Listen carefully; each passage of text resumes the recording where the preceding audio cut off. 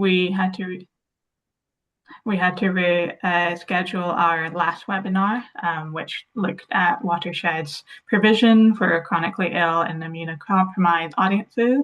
We now have a new date for that, which will be Monday, the 29th of June.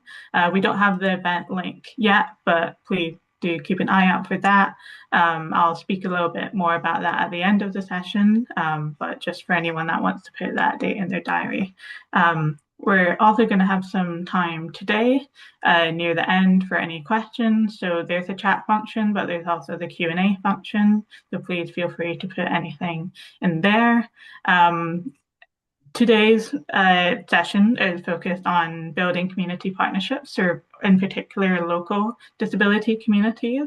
And before we get into a discussion with our brilliant speakers that we have today, Ellie and I wanted to share just a bit of a background on the project that we'll be talking about today. So we designed a pilot project, emphasis on the word pilot, where we worked with 3 exhibitors across the BFI FAN regions. The organizations are all different scales and forms. So we have film festival, a cinema, and a mixed arts venue. And the intention behind the project was very much to identify local potential community and curation partners within the exhibitors' areas, specifically local disabled and deaf communities, and so that the organizations could build a relationship and co-curate accessible events that centered disability representation. So alongside a small grant and training support that we provided, the participants worked with their selected partners on events and activities that centered access and disability representation. So the 3 participants were Ropetackle Arts Centre, which is a mixed arts venue based in Shoreham in England, and then Magic Lantern Cinema in Tywin, Wales, and then Scarborough Film Festival in Scarborough, England.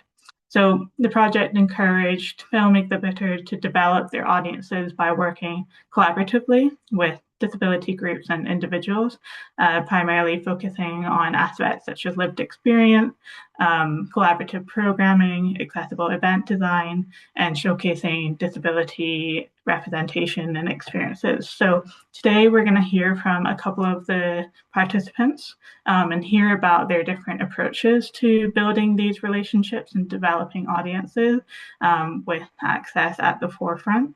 And we'll also talk a bit about how to sustain these partnerships that a lot of time has been put into to develop in the first place. So enough from me. I'm going to hand over to Martha and Jayne just to provide a quick introduction. And then Annie, if you could introduce yourself after them, and then Martha and Jayne will kick off with you, and you can share some details about your event and your curation partners. So we'll start with an introduction from Martha and then Jayne. Thank you. Hello, everyone. Really great to be here today. I'm Martha Cattell. I'm part of the organising crew from Scarborough Film Festival. Jayne, I'll hand to you. I'm Jayne Shipley. I'm a woman in her late 50s, going white. I've got a pink shirt on, and behind me is a rather unusual sort of mid-century sort of throw, which is probably the plainest thing I have in my house and the least distracting. I'm a community engagement artist, and I've been working with Martha on this fantastic project and really enjoyed every moment of it. And then Annie, if you could just introduce yourself, that would be great.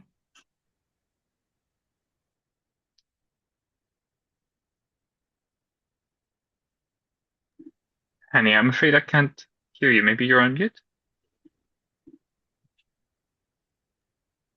Sorry about that. Hello, my name is Annie. I'm from the Magic Lantern Cinema in Tywin in northwest Wales. I'm a white woman in her mid-60s, and I'm wearing a cozy navy cardigan to keep me warm in this horrible drizzly downpour. I work at the cinema currently as co-director. I helped set up the cinema from 2010, and then since then I tend to take a role as and where and when I'm needed. Brilliant. Thank you so much, Annie. We're going to hand over to Martha and Jayne, who are going to speak more about their activity, and we have some slides. So we'll just go on to the first slide for them, and I'll let you take it away from here. Lovely, thank you. Sorry, I didn't introduce myself fully. I'm a bit nervous. So just to say, pronouns she, they, white person, brown curly hair, and I'm in quite a corporate white cream empty room. And yeah, I'll start with so how we're going to do it is I'm going to give a brief introduction to Scarborough Film Festival, just to give you some context of where we are and what the project did for both us, the communities, and our audiences. And then I'll pass over to Jayne, who's going to talk more in depth about the specific projects we worked around. So Scarborough Film Festival, for those who haven't heard of it before, is a community kind of centred festival based in the small Yorkshire town of Scarborough. And again, if you don't know where Scarborough is, it sits on the edge of the coast of Yorkshire. It has a population of around 60,000, which obviously swells during the summer months, where we have loads of tourists and visitors to the town, who then in the winter months it returns again to that population. It has a strong and varied history, which is very important, I feel, in a town when working in a place. So this year it celebrated 400 years of being a spa town. So we often use the history of the place to programme in kind of creative and curious ways. So the festival was set up due to a lack of film provision in the area, especially that of kind of curious and alternative titles. So we've been running for 3 years now, and we partner with a big independent Art Deco theatre film MPO venue, the SJT, but we also operate in other community venues around the town, and we've worked on a boat, running a seaweed artist moving image event with seaweed tasting. We've done music films in a pub. We've had a punk gig in a working men's club, and we do regular screenings during the festival, regular screenings for schools in the local library. So we try and embed ourselves in the community and listen to what's missing and what people want. And yeah, I'm sure a lot of exhibitors know the challenges of often trying to get audiences, especially in a small town like this. So we were approached by Charlie and Ilya to be part of this project, and we were really excited about the prospects, because like I said, we do work a lot responding to different groups and often running events with particular communities or individuals who have an idea. And we currently offered relaxed screenings as an option, and worked with local disability groups, notably Blueberry Academy, to offer free film events. But this project allowed us to work in a more in-depth way. And I think when you're running a festival, your time is often quite limited to the festival period. So for us, that's 4 days. So being able to do a project over a longer period of time allowed for that deeper engagement, and getting to know our disabled audiences a bit further. So we decided to work with Jayne Shipley, an amazing community organiser, artist and facilitator. And Jayne will speak more about this, but I'm from an arts background, working in community arts and curating. So often having that background, we often work in very creative ways in delivering projects and working with individuals. So we were quite keen in bringing that approach to the project. And also we wanted to take it back to the start and think about the role of access within a space, specifically historic cinema space, playing on the idea of the history of cinema as well as everyone's own experiences of cinema as the starting point for this project. So Jayne, I'll hand over to you. So, yeah, I don't know if let's just move on to the next slide. That would be really great. Thank you. Just to start to introduce you to the project. So as Martha said, I think our values align very much when we're working together. So that was our starting point, really. But also that was our starting point for the groups that we wanted to work with as well. Although we had quite a long period on the project, and as in that we've worked for quite a few weeks over the project, in terms of sort of time with the young people, that was probably a little more pressured. And so for that reason, we worked with two organisations that we already had some contact with. And one was Blueberry Academy, which is a charity, and one was the Personalised Learning College, which is sort of council funded. So the two organisations work very similarly, but also very differently. The one thing that both organisations have in common is they have the same ambitions for our young people in terms of it's very student-led, and they were enthusiastic from the start. I mean, they surprised us with our enthusiasm, actually. It just excelled, but we already had people that we knew that we could work with that would come on board. We also invited on, so I'm just going to introduce you to some really important people on the project that are on this screen at the moment.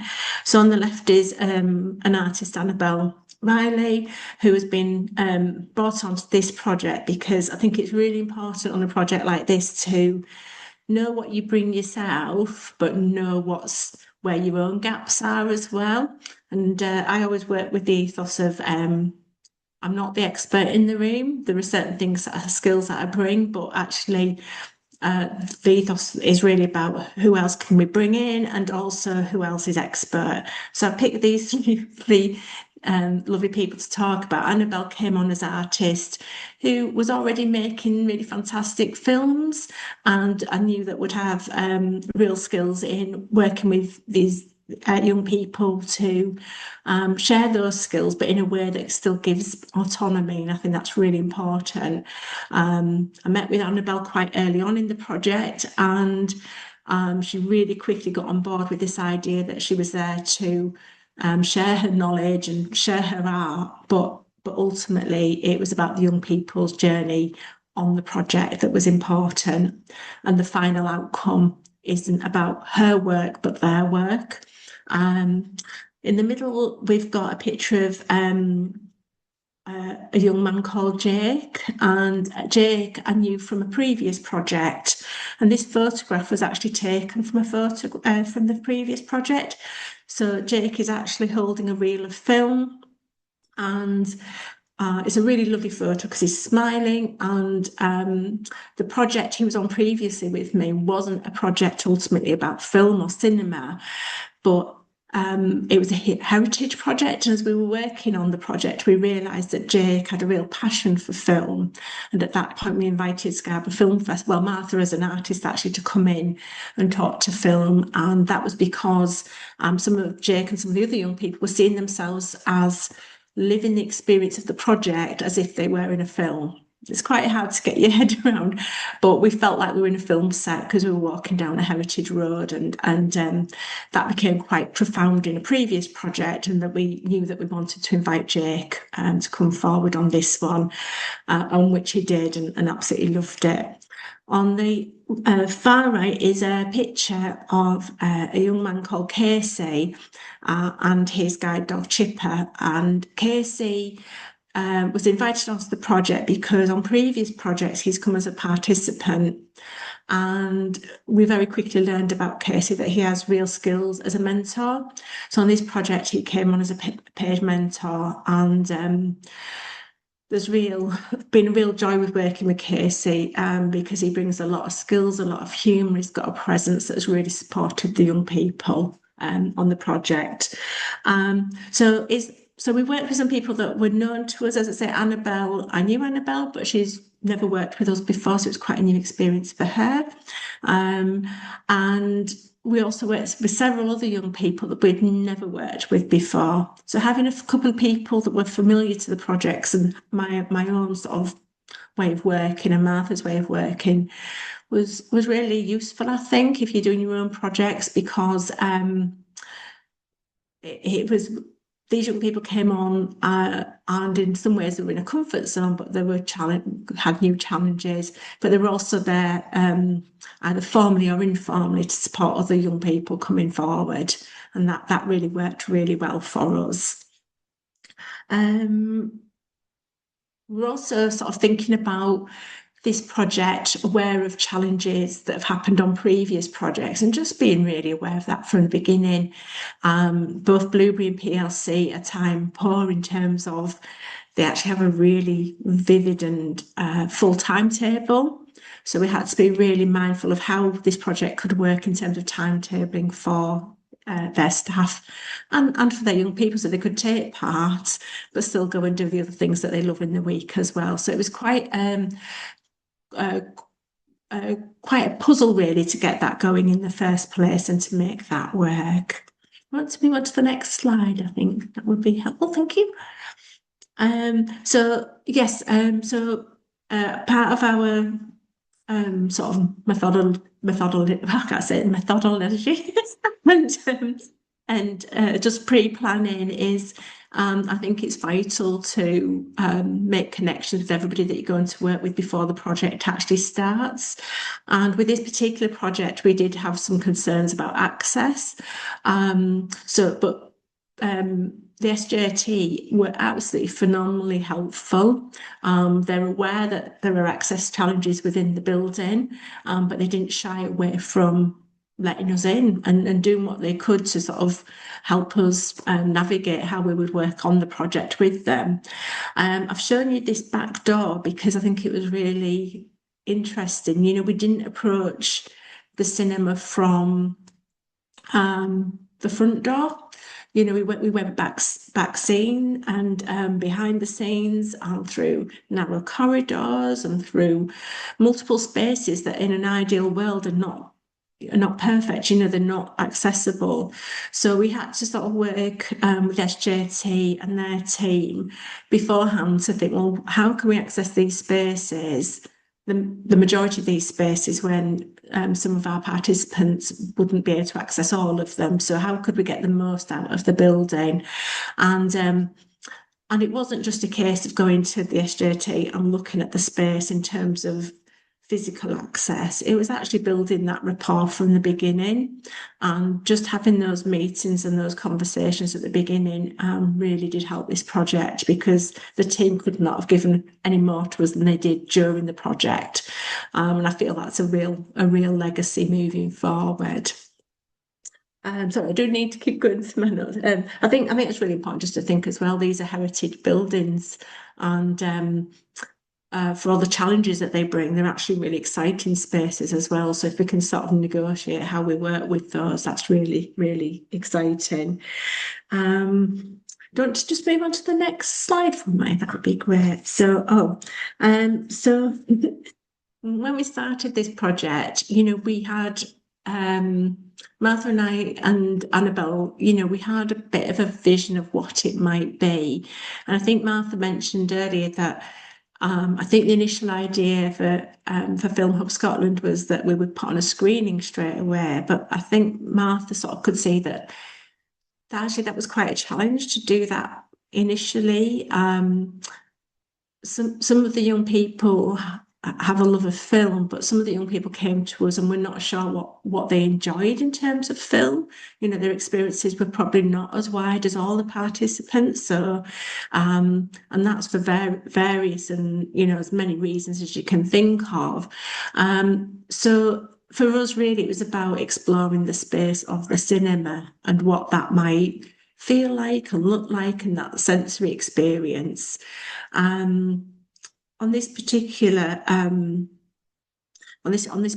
image, we've got a projectionist, and the projectionist is waving, and that was actually the staff, but the staff were sort of performing for the young people, but that came about from the young people's ideas, and it's amazing to think this was in our second visit, but on the first visit, you know, everybody was very cautiously moving around the space, but by the second visit, everybody was almost choreographing what people were doing and feeling that freedom in the space, and starting to tell a narrative as well. So there's a sensory aspect going on, but there's also this performative thing that started to happen, and we didn't know that was going to happen when we first moved in.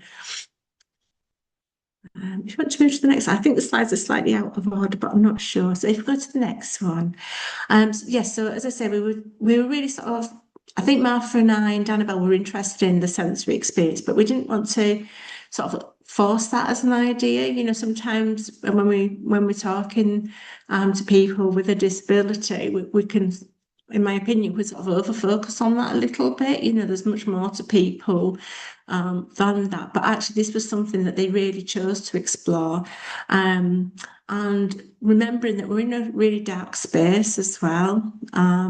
So for Casey in particular, that space was a challenge, I would have thought, because I don't want to speak for him, but it is a very dark space, and you know, some things were challenging about moving around the space, but there was a lot to explore, and we had all these sort of sensory things. So on the left is a very peculiar looking thing. I don't know if anybody knows what it is, but it's actually a speaker cover, and it's made out of plaster, and it's part of the original cinema. So, you know, when we talked about the sensory experience, you know, the young people were again creating narratives around this, you know, this sort of Art Deco piece is actually meant to represent fruit for some reason, but actually the young people started to see elephants. You know, they found trunks in there, and that became part of the narrative. The picture on the on my right hand side is a picture of a light, and that light became really sort of symbolic in the project, because the light, nobody else apart from this one participant saw it. We all saw light, but this participant saw a star, and that star became really symbolic. And then we realised it actually related back to anime and drawings that she was doing in her own sketchbook. So really, it's really interesting as we went through the project of why the spaces became relevant. And I think just going backwards a little bit as well, just going back to those initial visits when we first met with participants, it was really important in that time not just to, Annabelle and I both went and visited the groups, and we learnt so much in those pre-visits that came into the final project. So we were able to look at, you know, the young people. I don't think we went there intentionally asking the young people to show us what they already can do in terms of their own art, but they were conversations that came naturally, and it was brilliant then when we were within the project that we could actually talk about the art that people were doing already and the music that people were making already. Do you want to move on to the next slide, or please put in if you want to, if you want to. So this slide is when we really started to talk about our sort of varying experiences, really.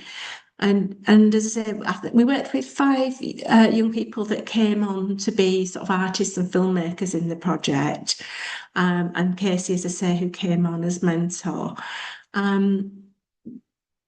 But everybody's interests are really different, and everybody's experience of cinema is really different. So Jake, for example, was not interested in the drawing. You know, he really wanted to know about the heritage of cinema.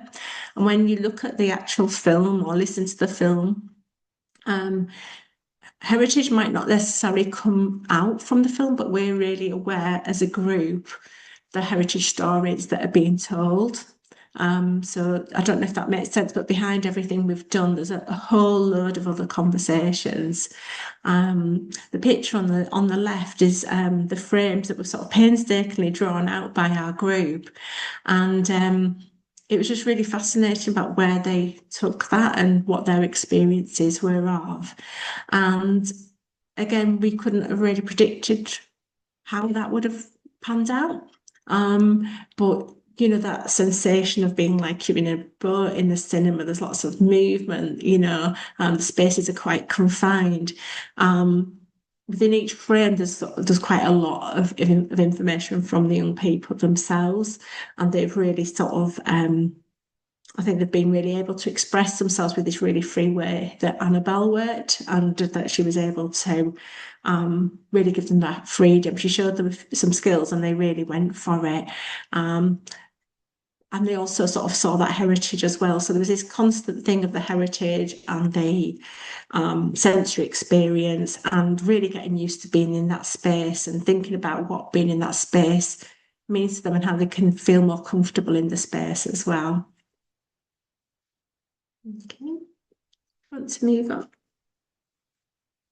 And this is probably I think this is my last slide, but I've got, you know, the things that I'd like to talk to you about. But SJT is quite a different space, and in that I think unlike some cinemas, it's actually got a bit of a stage. So the actual screen is on a stage, and for our group that became a stage for them. That was not intended at the beginning of the project, but they really started to be performative in what they were doing. So they'd gone from the first week to being quite cautious about the space. One thing I forgot to say actually is, and I don't think SJT would mind me saying this, but they don't tend to show mainstream films that maybe some of our young people would normally be drawn to going to see. So whilst you might think that this is our major sort of cinema within Scarborough at the moment, it might not be as familiar as you would expect a cinema space to be. So this freedom that SJT staff gave to our young people to move around the space. And this is a picture of Jake, who became very performative and wanted to perform as a ghost. And there was lots of talk about what was behind the screen. And this performance became very clear in his journey that, you know, not just has he got an interest in film, but, you know, this idea of performance. And these are things that I've not learned. I've worked with Jake for quite a few years, and there were things that we learned through this project about him. Martha, did you want to say anything at this point?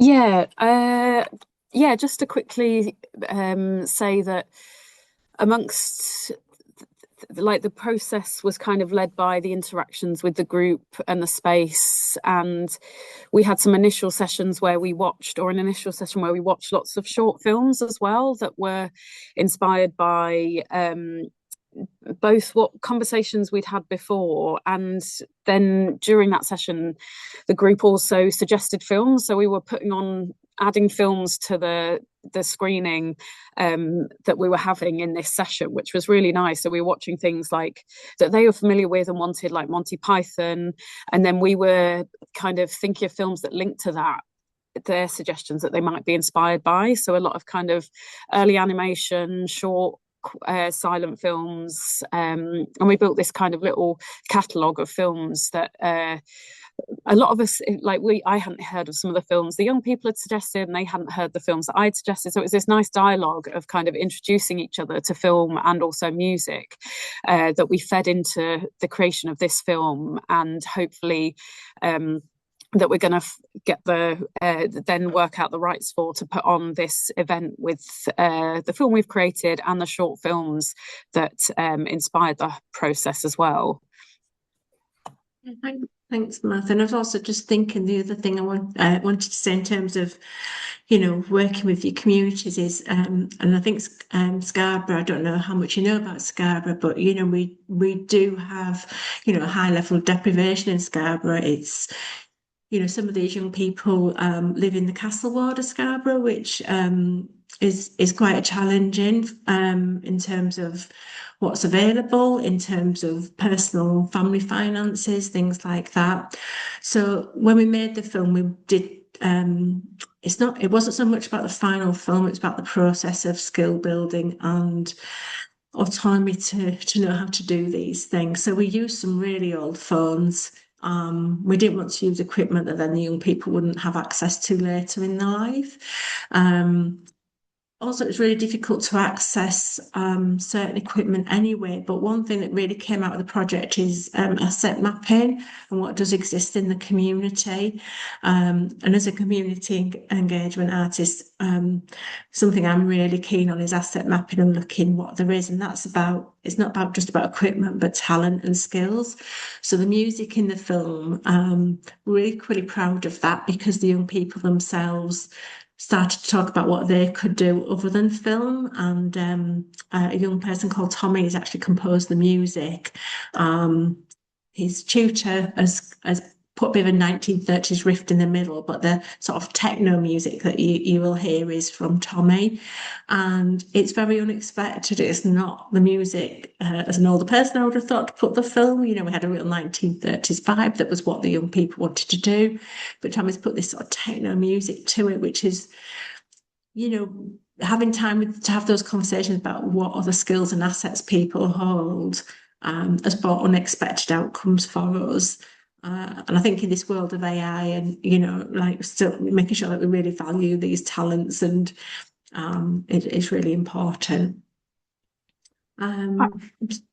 I just wanted to jump in, if that's okay, just because I wanted to say that it's really interesting to hear about the approach in terms of helping young disabled people enter the space on their own terms. I think the cinema is a very daunting place for a lot of people, but especially people with access needs. So having that tactile exploration, and not just with cinema, but with films and film choice, I think is something that is an approach we don't necessarily hear a lot about. It's quite out of the box. So I just kind of wanted to comment on that because, myself as a blind person, I really enjoy going to the cinema when I'm able to do it in my own terms and feel safe and comfortable. So I just kind of wanted to add to that. I'm just a little mindful of time. So is it okay if we just show a portion of the film and then we can move on to Annie to talk a bit about Magic Lantern? Is that okay? I don't want to. I could talk about this all day. I wish we had all the time in the world, but is that all right? Yeah, absolutely. Is there any context you want to give a bit about? Sorry, is there any context you want to give a little bit about the film before we show a little bit of it? Probably a couple of sort of accessings just to be aware this is the young people's film and it's the film. The sounds are made by them, and you might find some people might find the sounds quite. How would you describe the sounds, Martha? They're quite visceral. They're quite maybe louder in places than you would expect. So that's probably something to be aware of if you are sensitive to sound. And because of the nature of making the film, it's made with stop motion, and Annabelle's done an incredible job on that because, it takes a long, long time and lots of frames, and she's pulled that together. But that there is sort of like maybe nature of animation, it can flicker a little bit. So, just something to be aware of. In terms of the context of the film, we couldn't be prouder of it, actually. We know what's gone into it, and we know it. Yeah, we think they've done an amazing job. So.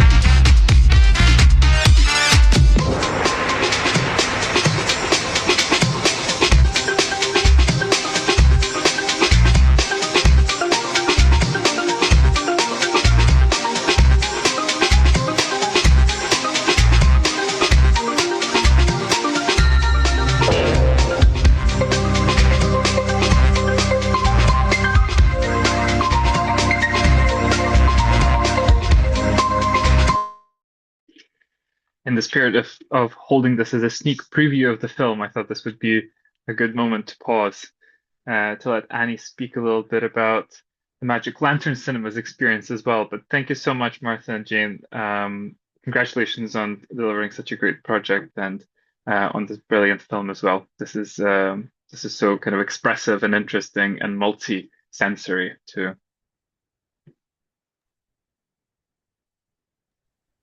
Annie, if you're happy to start speaking a little bit about your own experiences with the project and the curation partner you worked with. We've just got some slides up here of the beautiful Magic Lantern Cinema, so feel free to take it away when you're ready. Thank you, Charlie. Thank you, Ilya. And that was great to learn about your project, Jayne and Martha.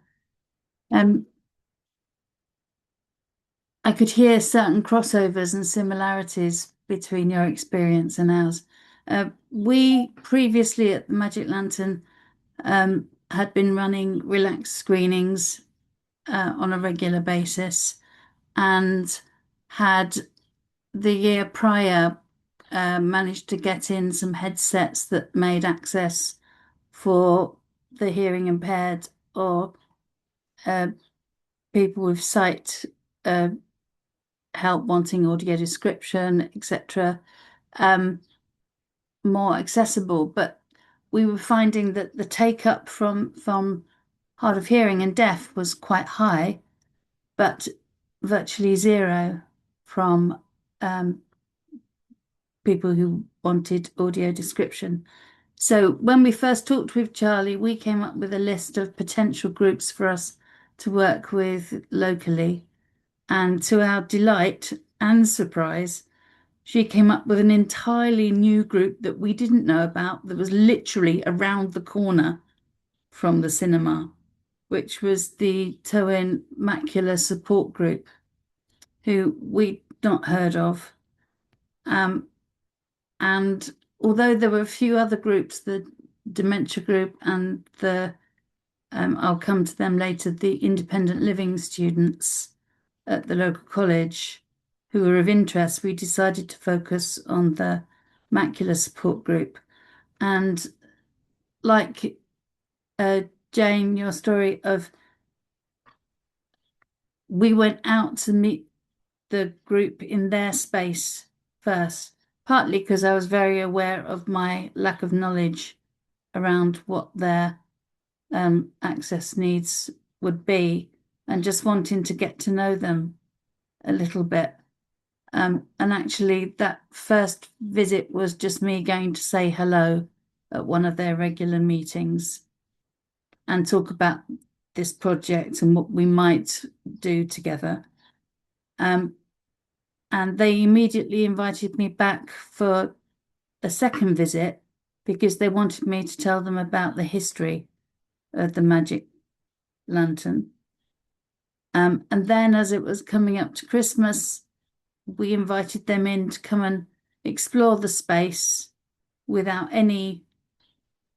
just explore the space and teach us how to best make the space available to them. We learnt so much from that first visit.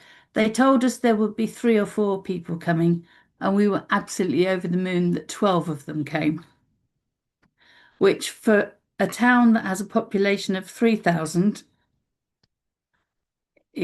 was pretty exciting for us. Also quite interesting and very surprising was that the Macular Support Group, there's another one in Dolgellau, which is about 15 miles from us, and another one in Aberystwyth, which is about 30 miles away. And yet the Towyn Macular Support Group has 229 people on its Facebook group who follow the activities. So we knew that Towyn has a high number of older people, but in terms of disability, hadn't equated that with sight loss. And actually what was amazing with meeting that group was it turned out that 2 of the key players had previously been big supporters of the Magic Lantern when we started in 2010. And in fact, one of them had come and worked as a volunteer with her husband, helping us rip out some of the seats under the balcony to make more space, and had been there when we were doing refurb on it, at very, very early stages. And both were people who had stopped coming to the cinema because of their sight loss, feeling that it was no longer accessible. So that was pretty heartwarming to be able to invite them back.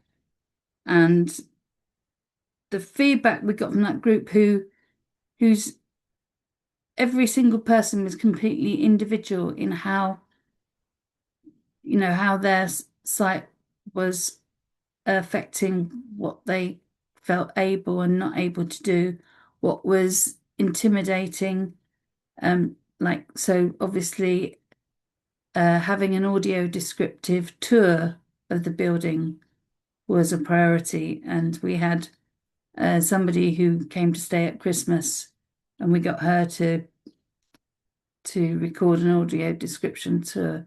But when they came back in January, we took them through not just what steps there might be, because we don't have steps downstairs at all, and actually we don't have raked seating downstairs either, so it's a flat level, but lips, the little carpet raises, or the things that look like nothing to most people, but for somebody who can't see. And the cinema is very dark, so even those who have some vision found the darkness. But once they'd visited it once, and once we discussed with them what they might need in the future, what we could provide that would help them come.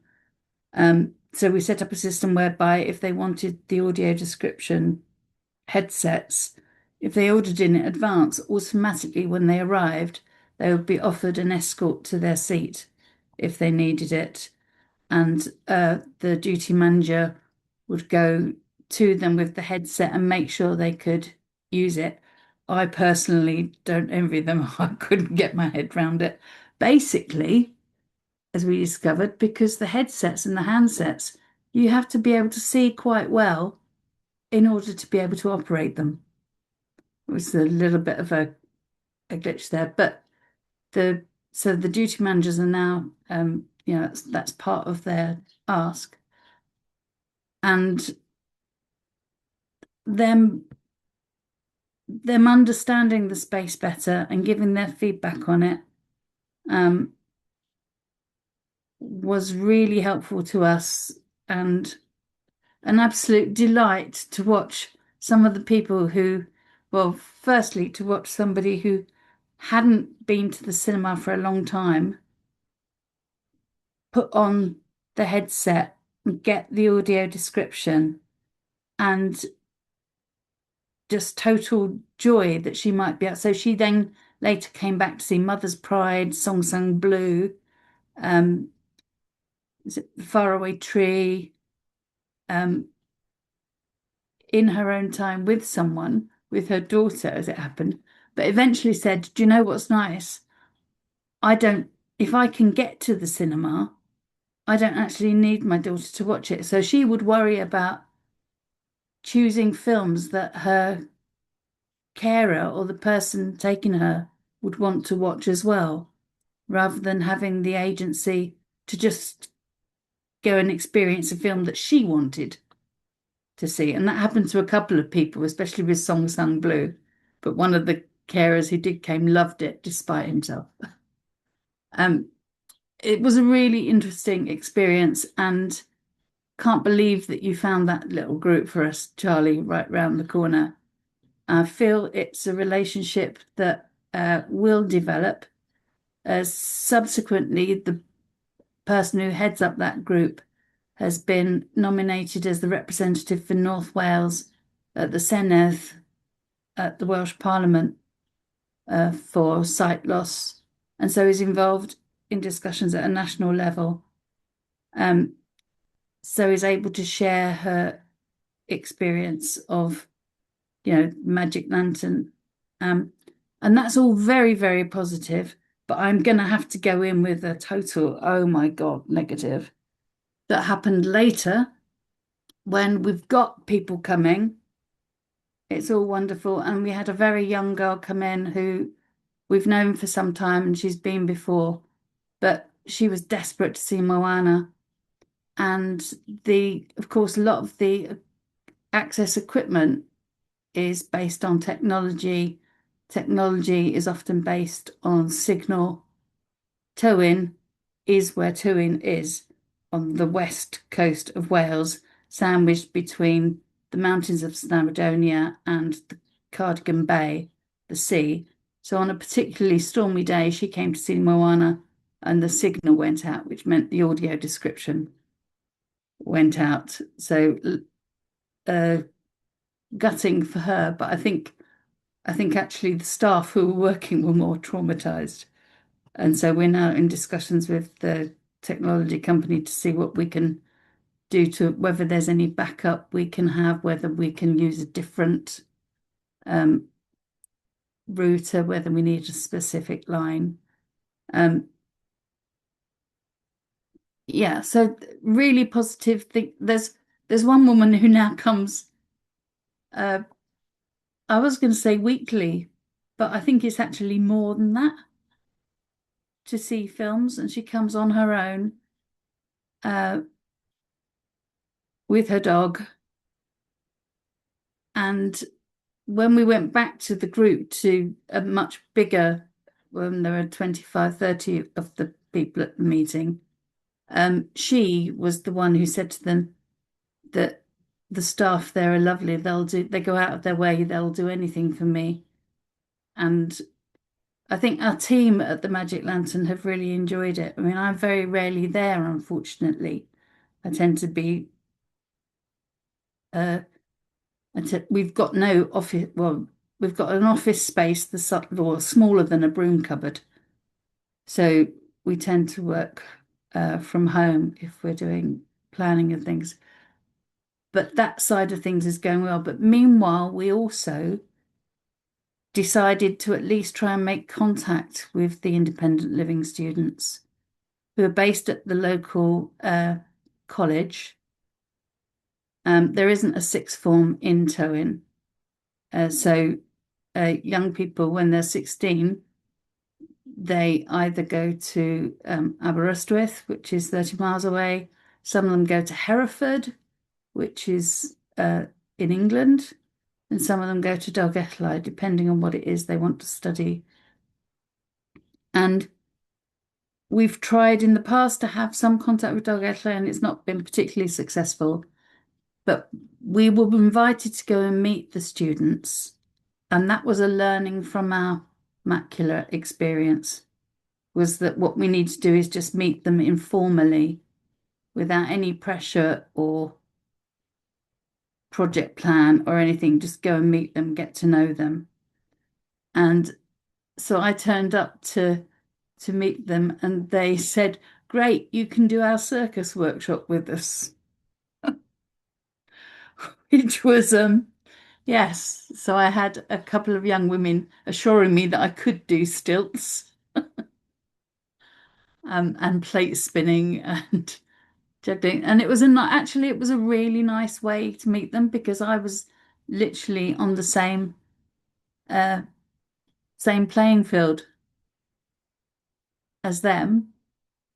And we had a laugh, and I hadn't even, I hadn't talked to them at all about the cinema on that first visit. And it wasn't till the very end we talked about the Magic Lantern and the idea that they would choose a film to watch. And we were particularly looking at people curating films that might reflect their life situation, but they weren't interested at all in that, and they wanted to watch Anaconda. Unfortunately, it wasn't available, and bizarrely, they came to see Mother's Pride and absolutely loved it, apart from one scene where there was a kiss, which didn't go down well. And more importantly, that familiarity with the space. 3 of those students in Dolgellau live in Tywyn, and only one of them had been to the cinema before. So that familiarity with the space, and for that particular group, I think space is a key word. That it was interesting that they all sat very separately. They had the cinema to themselves, and the 11 of them sat quite across the downstairs. And during COVID, we took out half of the seats for distance, and we've actually never put them back. So we put in little tables where people can have their popcorn and things. And actually the space sometimes really helps because people don't feel so pent up. And we used our usual relaxed screening with lights not completely blacked out, with the hatch open into our bar foyer area so people could go out and sit somewhere else but still watch the film if they wanted to. Sound volumes down a little. And they loved the experience and sent us a very, very lovely postcard.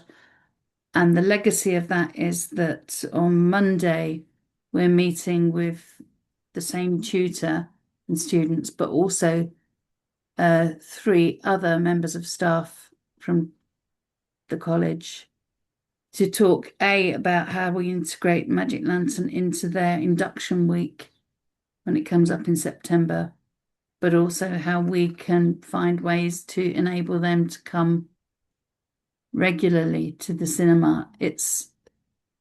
We were obviously... Sorry, Annie, do you mind if I jump in? I'm just very aware of time.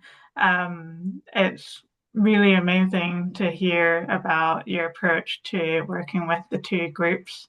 And I guess I just want to emphasize that sometimes going to these people's spaces first rather than just primarily inviting local groups into cinemas and to your film festival can be a much more effective approach.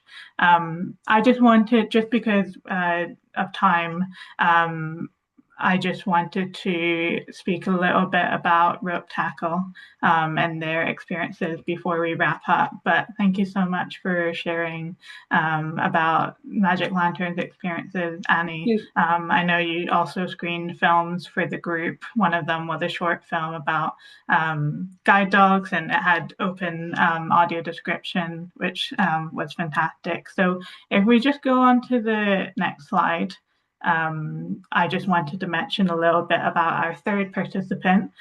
Mike unfortunately wasn't able to join us today, but for anyone that's not aware, Ropetackle Arts Centre is a mixed arts venue in Shoreham by Sea, South East England, and we primarily worked with Mike Ridderford, who is a key volunteer who's involved with programming for the cinema. So their curation partner was a local deaf-led charity, and similarly they would put on accessible screenings. They had new amplified hearing headsets, but weren't necessarily seeing the uptake of that, so they decided to attend the meetings for this local deaf-led charity called CERDI, and that's where they started building a relationship.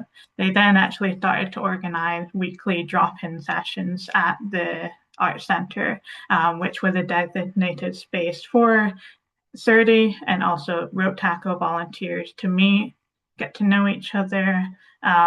This was also a space where people were learning British Sign Language, BSL, and that took place over a couple of months before their first events. They then co-curated 3 public screenings that focused on deaf representation, one a month.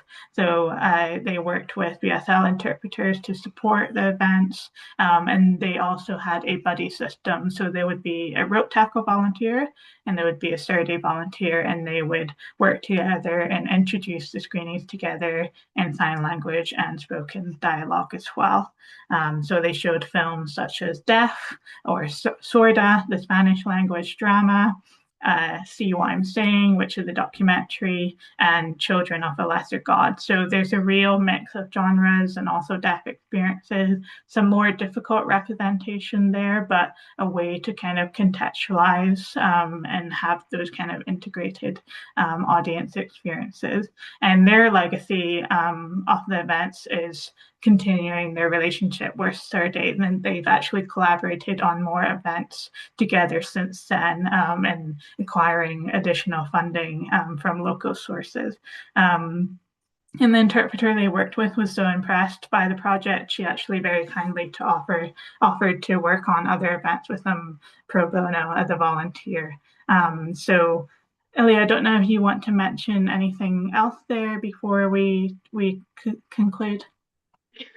Well, I guess thanks so much, Charlie, for doing such a concise but vivid description of how Ropetackle approached it.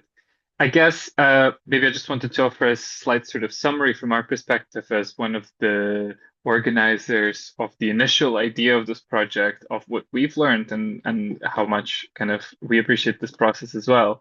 I mean, we approached this project slightly from the point of recognition that when it comes to accessible partnerships and supporting disabled communities attending the cinema, sometimes access provision isn't matched by a sufficient level of engagement and outreach, that whether audio description or whether BSL interpretation is available might not always be put to the best use if there is not sufficient relationship building and community building involved in the project as well.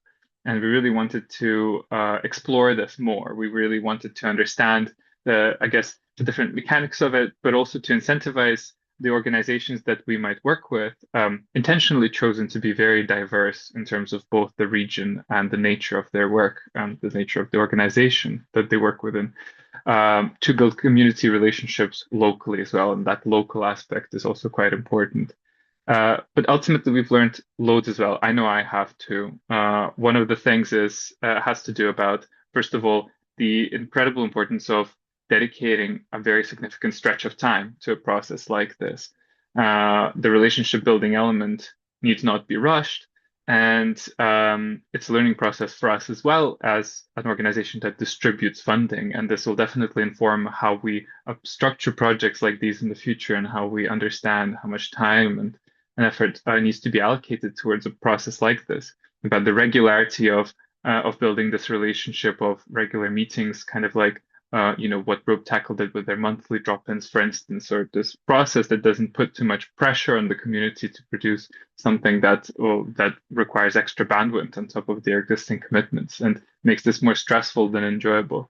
And then the other aspect of it has to do about the incredible diversity and somewhat sort of the unpredictable nature of the output that makes everyone feel the most excited about working together and facilitates the entry into the cinema. As Film Hub Scotland, we rarely deal with filmmaking as such, more on the film exhibition side. But sometimes the production of a brilliant film, like shown earlier with Scarborough Film Festival, is a sort of a product of a partnership like this in a creative collaboration too, and it serves as this bridge between the cinema space and the community group too. So I'm incredibly grateful to the partners that we've had for this project. We really learned a lot from yourselves, and we're really keen to try something out in Scotland as well that would model on this and try to improve it in a bunch of ways, both for the organizations delivering this work, but also for the community beneficiaries too. Thank you so much, Ilya. And just to quickly wrap up, a huge thank you to our speakers today. I could listen to this all day. I wish we had longer. A huge thank you to our live captioner. We do have a regular accessible cinema bulletin, which is emailed out to the BFI fan membership. And you can also access the editions on the Film Hub Scotland and BFI fan website as well. We'll go on to the next slide because you can also check out our next webinar. next one, sorry, thank you. Our next webinar, which is Monday the 29th of June from 1 p.m. to 2 p.m. And that's focusing on accessible cinema experiences for chronically ill audiences. But again, thank you so much for taking the time to join us today, and enjoy the rest of your day. Thank you. Thank you so much, everyone. Have a nice day. Thank you.